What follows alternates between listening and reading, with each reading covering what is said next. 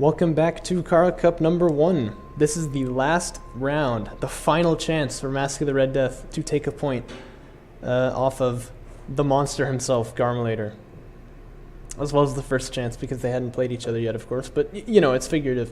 Masque of the Red Death going to be playing in the red and black colors, which look really cool, I gotta say. Garmilator, just... all I need is LAVs, man. All I need is black. All I need is this kind of dark grayish black looking color. What more do I need? I gotta say, Garmilator is the obvious choice for the victor here, just based on performance in this tournament so far and what we know about the player. He's quite a good player. He seems to basically only know how to do LAVs, but he knows how to do it really well.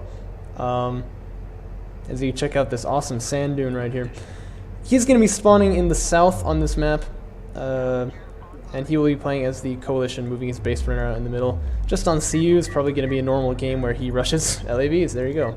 And his opponent spawning up in the north is in fact a female. It is Masque of the Red Death playing in these red and black Coalition forces, which look really cool if you ask me.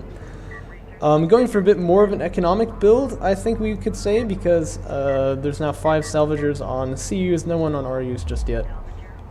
And with the probe too. I like the probe. Always good to see what your opponent's doing before he gets to your base. Now this map is quite an interesting one. First off, because it's a 4-player map, so just like we saw in Canyon Outpost, you can take like the second natural here and it's like redonkulously efficient. The other interesting feature of this map though is this big old dune in the middle here. And basically, of course, since units get an accuracy and damage benefit from being up on top of high ground, there's a lot of high ground, so there's a lot of potential to get this accuracy benefit. And so, generally the player who can be up on top of this hill is usually in the lead. And now this probe is going to scout the base runner. I don't know if it scouted the LAV, that would be a little crucial here. But they are indeed coming, they're up on top of this dune here. Which means, by the way, that, like I was saying, you know, Masque of the Red Death cannot... oh yeah, nice probe snipe there from the LAVs. Masque of the Red Death cannot really push up this dune. She can, of course, just go back here and defend, but pushing up is not really an option on this map. Although it seems to be what she wants to do here.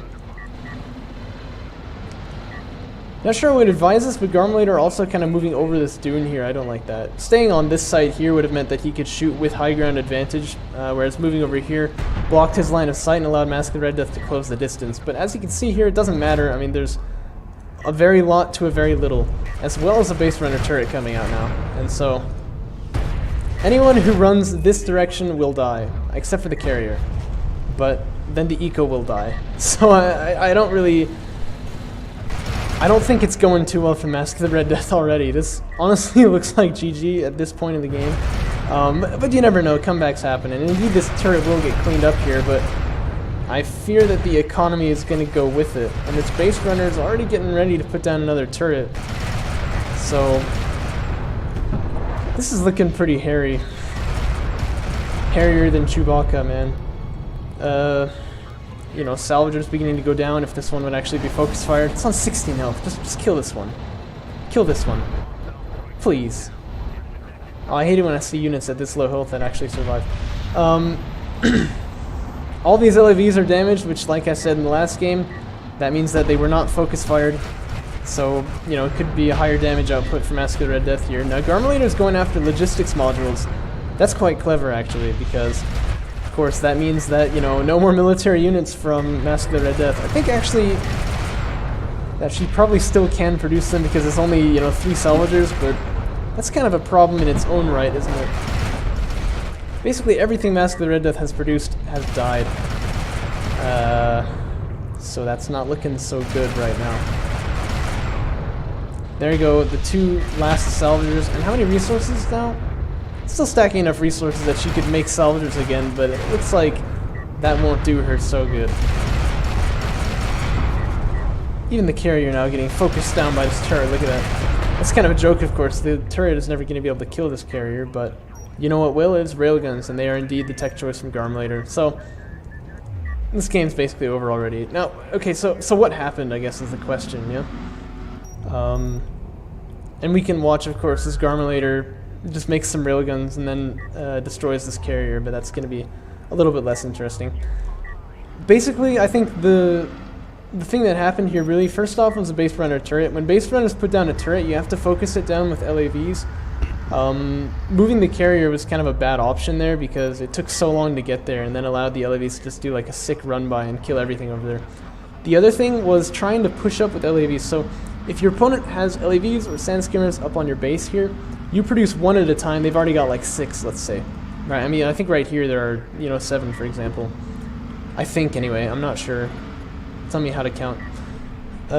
If you take these units which are coming out one at a time and you run them up toward the enemy, especially up a high ground like this, but even when there's not a high ground, then they're just going to die one at a time until eventually you have nothing left like this, and you'll be in this exact situation. Happens very often. That's not good. But if you make your units, yeah, and there comes the GG from Masque Red Death. If you make your units and hide them, let's say right here or something like that, until you have enough that you can actually contend this with the defender's advantage, which you do have, then you won't have to worry about that. But if they all run up here and die, then it's game over, basically. Dune Sea is kind of a punishing map for that. I think it's one that really favors early game aggression because there's this huge high ground that leads down to your base here. So it's kind of difficult to hold off if you're not fighting immediately because salvagers can start dying. A base runner can put a turret down right here. I mean, that was like a beautiful position for a turret. It's kind of difficult to hold off. You know, I think if I were playing this map, I would have made more military units earlier. And indeed, I do play this map, as you will see in the next video, because I played all the maps in this tournament. But anyway, really, like, I think making more military units earlier would have helped, and then not, you know, sending them all in one at a time to die would have been obviously, you know, better. But we live and we learn. I tend to look at everything as a learning experience, so that is the lesson to be learned from this one. And Garmilator will finish out the tournament. This is, of course, the last round with 4 wins and 1 loss, which I think means 12 points. So he's the man to beat at the moment. The tournament standings, I don't know about the other people. I know about myself because I'm a narcissist. I had 3 points at the time, and I'm about to play on this map as well. So we will see if I am able to close out the tie with Garmilator, which would actually mean that I lose because he had beaten me earlier. But still, it's nice to say that I got second at least, right? We will see if that is the case. Or rather, you will see because I already know. I've rambled on a bit too long already, so I'm going to close the video out here, but I might as well mention, actually, Shrike did not play in the last round of the tournament. He had a bye against Rompafrolic, so Rompafrolic automatically wins around there, and Shrike loses one. And so, the last round of the tournament will be me versus Claw on this map right here. And I will get to that shortly, but until then, see you later.